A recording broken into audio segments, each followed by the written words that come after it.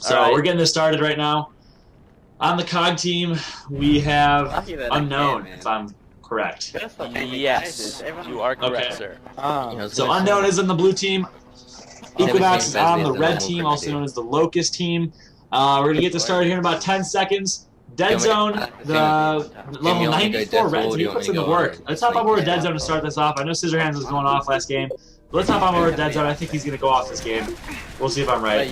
There he is. Playing as Carmine, trusty Carmine. And we're seeing Dead Zone go out wide of the Lancer. So two Lancers from these teams. You usually see everyone in the shotgun. Dead Zone out Lancers, remember, downs 2 members of the Locust team. Picks up both of those kills. It's a 3-on-2 situation. Instead of grabbing Boom, he decides to help out his teammate Leadership, and Leadership's able to take out Fazzy Bear with the shotgun, and Dead Zone's going to grab the Boom right now. 3-on-1 situation for Equinox to start this, or Unknown to start this off. Yeah, Unknown putting themselves in great position right there as Denzo decided just to stay back, Lancer for his teammate, and Scissorhands did get taken out, but he helped his team enough to get damage to the enemy team. Was able to take out 2 enemies. You know, 2-for-1 trade is a good thing, especially in execution. So they're going to take that. And Dead Zone coming away. You've called it. Both guys we fought have gotten 3 kills in the first round every time. So yesterday, you should see me yesterday, man. Yesterday I had like the death finger. I would pick some. I would go to someone, and right after they would die. They would just die. Yep. My luck is a little bit better today. Let's stay on board with Dead Zone. See what he does this round. He's going wide of the Lancer once again, which is really interesting. I can't get over that. And Locust team running a very good strategy. Dead Zone able to get a nano pick on Trusty's gears. Great job. However, Ramifications does have the boom shot. He may be able to get a double kill right here. Shoots the boom, misses both kills. Dead Zone's pushing up. Can he get the body on Ramifications? And he does! Oh my goodness. Wow. I don't know if that was disgusting on Dead Zone's part, or if that was just pathetic for Ramifications. And he had a boom shot, just 2 wide open boom shots, and kind of messed up the round for his team. Yeah, I think he, I mean, either way, I think he would have suicided if he would have killed him. And considering he was the last man standing, there wasn't really much he could do. But still, in that situation, you have boom shot. You have to, you have to use them. You got to make the shots count, and it didn't seem like he did it. And Dead Zone is going to be uncontested as he comes and picks up the boom shot. Looks like Team Equinox is going to switch things up and just focus on topside. Yeah, which I agree with. You know, when you're losing, the definition of insanity, I like to quote this all the time. The definition of insanity is when you try the same thing over and over and over again, expecting different results. You know, they tried 3 boom, it did not work for them 2 rounds in a row. Whoever the team leader is for Equinox, great job calling a strat change, running a 3 up top. That might work out a little bit better for them. Don't do the same thing if it's not going to work. You know, so we'll see if it works out for them. Right now, we're going to see a stalemated round. Dead Zone does have the boom shot, however. Equinox is set up top. Let's see who has the sniper for Equinox. I don't know. Let's hop on board him though. We don't want to miss any snipes. Looks like Trusty's gears once again. He was picking up sniper when we were watching those scrims, so I feel like he might be the sniper of the team. There's always that one guy that you feel a little bit more confident, you know, when the long shot's in their hand. As they're finally making a push, it looks like Tunafish Jeff is going to take out Templar right there with that in Sin as Denzo picks off Ramifications. Tunafish Jeff coming up for the flank. As a sub, he has been doing an amazing job. Like I mentioned before, he is a sub. He's not even Desecrates was supposed to be their 4th, and I looked at the roster. Tunafish Jeff is their sub, but here he is, 2nd place, 3-1, as Dead Zone is 7-0 to start this game. Yeah, playing a very good game. You know, Dead Zone's going off. Tunafish Chef doing a really good job playing the support role and helping out as well where help is needed. Dead Zone going wide of the Lancer once again. 2 Lancers again, and they're just spraying out except, Leadership with the flay, takes out 1, takes out a down member, and is he going to continue? No, he gets taken out by Ramifications. Ramifications doing a good job right now, staying alive. If he can grab that boom shot, he could be deadly. He has a teammate caution from host spot, playing some great support, but Tunafish Jeff is going to pick up the grenades and flush the guy out of host spot. Yeah, I'm going to hop on board Ramifications as a smoke is thrown, so he's going to be able to make that push to boom and pick it up as the cross from host spot is still just going down on the COG team. I think one of the COG players threw that smoke, which actually helped out Ramifications. Yeah, as Templar is currently sitting in the host spot, gets full redded, but is able to survive. I believe he is. So 2-on-2 situation right there. You don't really see advantages, though, often in the favor of the team at the disadvantage. But right there, Ramification did a great job taking out the member at Boomshot. Templar playing a great support role from the host spot. I like that play. Very good teamwork from Team Equinox right there. As you see a 2 versus 2 situation right now. Ramifications has 1 boom shot left, I believe. Let's see what he can do, and he needs to make work with it. Otherwise, this round might stalemate out because the COG team does have the sniper in their hands. Yeah, definitely. And like I said, I think that was a miscommunication on the COG team because Ramification was covered by that smoke. They could have easily crossed him, but I feel like it was an Equinox smoke grenade. Or excuse me, not an Equinox smoke grenade, an unknown smoke grenade that came and helped them. So Ramification was able to pick up the boom and now put them in a huge advantage. They do not have map control, unfortunately. Being topside is definitely the place you want to be. But it looks like, oh, he's underneath trying to pick up nades. So I feel like they're going to try to grab nades here and make their move on Team Up Known on up top. Yeah, which is a smart play. You know, you don't want to make a premature push without their grenades. Just wait for their grenades to spawn, wait an extra 30 seconds. Their grenades should be up very soon, within the next 15 seconds, I would think. They can have their grenades, they have one boom, one grenade, or two grenades, and they should be able to make a push with those. Yeah. And so we're just kind of at a stalemate right here. Everyone's just sitting back.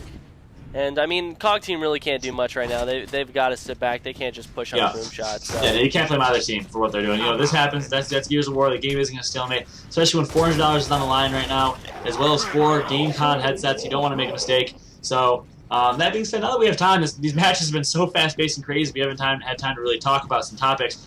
Just got the word Tuna Fish Jeff. You wouldn't really call him the sub of this team, I guess. While he is placed as a sub online, I guess the only reason was because something rather. But I guess he isn't really a sub. I guess he's one of the top players in the Australian community, so that's good to know. But on the topic of subs, the Australian community, I'm not sure if you know this, is actually plagued, in my opinion, I call it a plague, because plagued with the problem that they have 7 or 8 people per team. So you look at Legacy, and Legacy isn't just the 4 people that are on it. Legacy consists of 3 extra members that aren't playing in this tournament, and that's just how it is. Each team has, it's almost like clans, very traditional. As Tuna Fish Jeff tries to make a play, gets taken out by Ramifications. Dead Zone's gonna get taken out as well. But back on conversation, each team has around 6, 7, or 8 members. They have 2 or 3 subs, quote unquote, per team. I think the reason being is because they've never really had tournaments. They haven't really been forced to you know, shorten it down to 4 players. Right. But if they did, they could literally double the size of their teams, you know, by doing that. So, you know, in my opinion, any Australian players out there, try and make that happen. Try, if you are a sub for a team, start your own team up. You know, try and make it happen. I think that'd be the more teams, the merrier. Like, I understand in terms of, I mean, I feel like how GB maybe is set up. A squad of maybe 6 to 8 guys is good, especially because, you know, different schedules. But if you can get a solid squad of 4 guys who are on at the same time, who are always playing together and practicing, your team is going to be a lot better. Yeah, no, I completely agree with that. And, you know, a little more info. They have a website called Cybergames, or Cybergame, or cybergamer.au, which is basically the exact same thing as Game Battles for the Australian community. That's where the competitive Gears of War community has resided for the past 2-3 years. Since they didn't have ACL, they didn't have a LAN tournament to play on. The Australian community has not had a LAN since 2007, WCG 2007, in which Midnight Spartan Team Malice got flown out to WCG Seattle. They placed 4th place behind Infinity and some of the UK team in Canada. I remember that. I was there. Were you I was really? there for that. I was there because I live in Washington State and I went to WCG. I remember that was the first time I had ever watched a competitive LAN tournament for Gears, and there was teams from all over the world there, obviously. But I remember watching Infinity play in that tournament. Wow. Yeah, man, those are the old days. The old days, the good old days. So that was the last time they had a LAN. It was 5 years ago now. So that's outrageous. They've been playing online, so it's kind of understandable. But now that they're transitioning to become quite a strong community, they're going to be on the ACL circuit.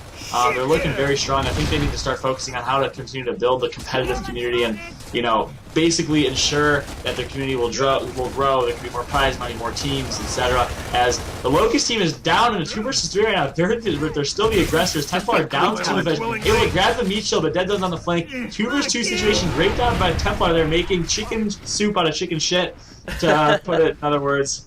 As Dead Zone is taken right out by a boom shot right there by Trustiest Gears. It is now a 2v1 situation. It looks like Leadership has a sniper in his hand, but he's not in a very good position to use it. We'll see if he can get something. If he can pick off one of these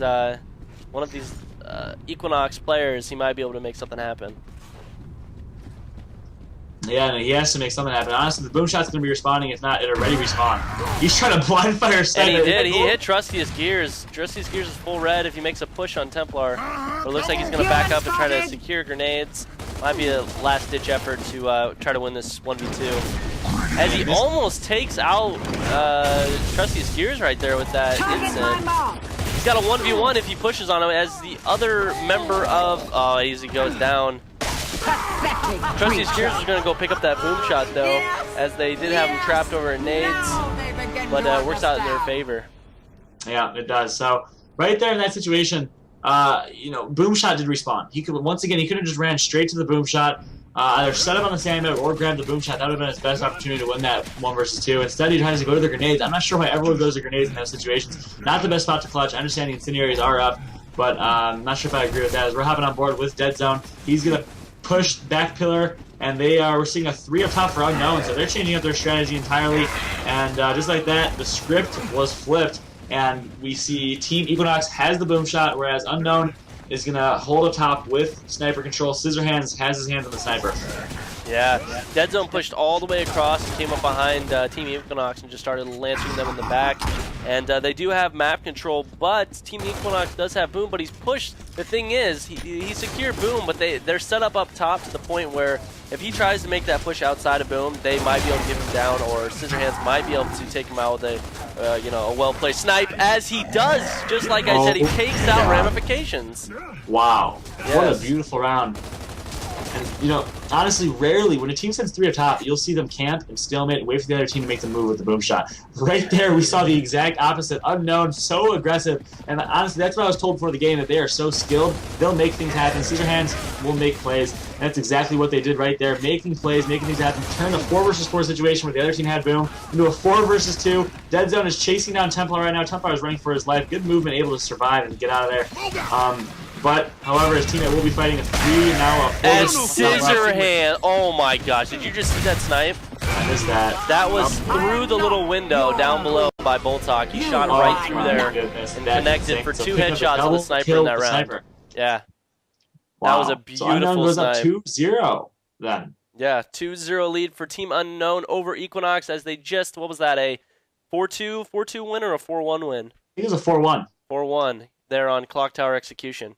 Yeah, Unknown is playing a great game right now. And honestly, not gonna lie, I thought Equinox was gonna take it. Sorry, I know I'm not supposed to have any bias, but I really did think that Equinox is gonna take this based off of their past and their history within the game. But Unknown, brand new team. No one's really expecting them to do much in this tournament. They're trying to make a fight back to the losers bracket if they do win this match. However, they will be going up against Malice. And Malice, like I said, my personal favorite team. I know I'm not supposed to pick favorites, but my boy George is on that team, and I got to support that team. They are a fantastic team, but they did get 3-0'd by Legacy in the winners bracket last night. So we'll see. Unknown, they're playing hot right now. If they can take out Malice next up in this next match, that would be an upset beyond belief. We'll see if it happens, but so far, so good for Team Unknown. Yeah, definitely. As what's going on over here?